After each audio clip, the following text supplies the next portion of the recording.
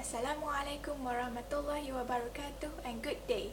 My name is Hannani Syauqina Binti Sabri and I am from SMK Tuanku Lailatul Syahrin.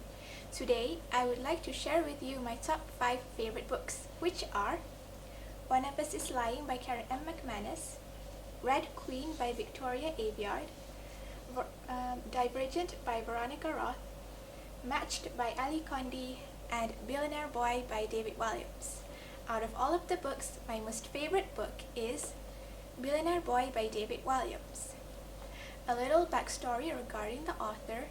David Walliams is an English actor, comedian, and children's book author.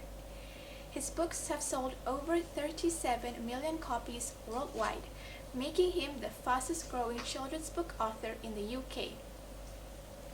His literary style is similar to the late Roald Dahl, who was one of the world's best-selling authors specializing in children's literature. In his work, he routinely incorporates humor and satire that is appropriate enough for children, but still steers away from being cringe for much older readers. Although he primarily writes books of which the target readers are children, his books are also very suitable for novice English language users, as he uses very simple and straightforward sentences that are easy to understand. Shifting our focus to the book itself, Billionaire Boy narrates the story of a 12-year-old billionaire named Joe Spud who lives with his billionaire father, Leonard Spud.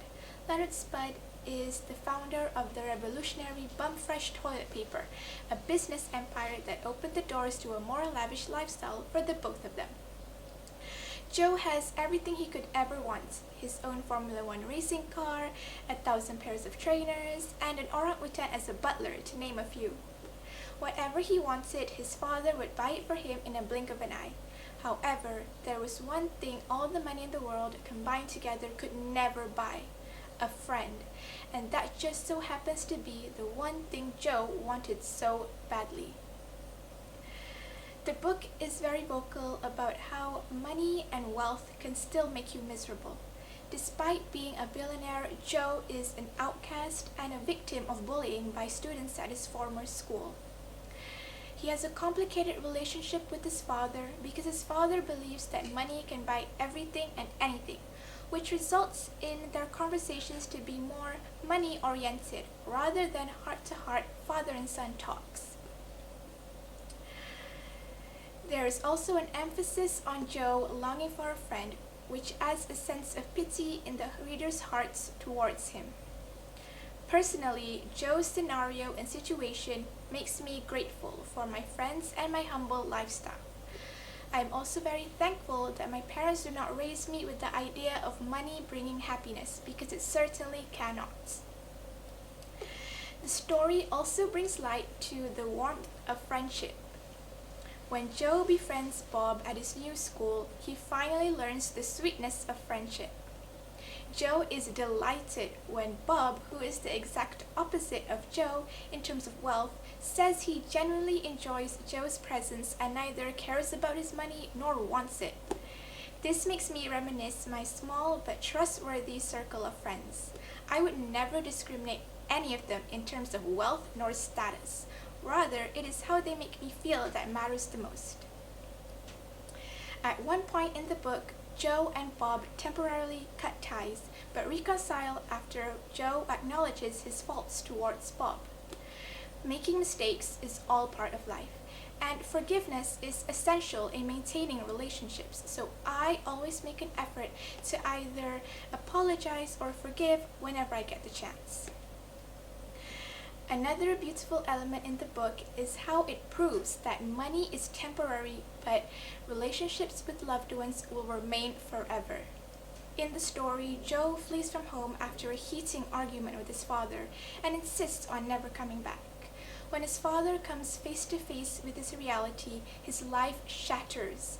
His wealth begins to crumble, but he does not care one bit of it. He just wants his son back in his arms again. This just shows that having all the money in the world can still never buy a relationship as close as a father and son relationship. It also acts as a reminder for me, as sometimes I can get too distracted by the adornments life gives me to a degree where I would end up out of touch with reality from time to time.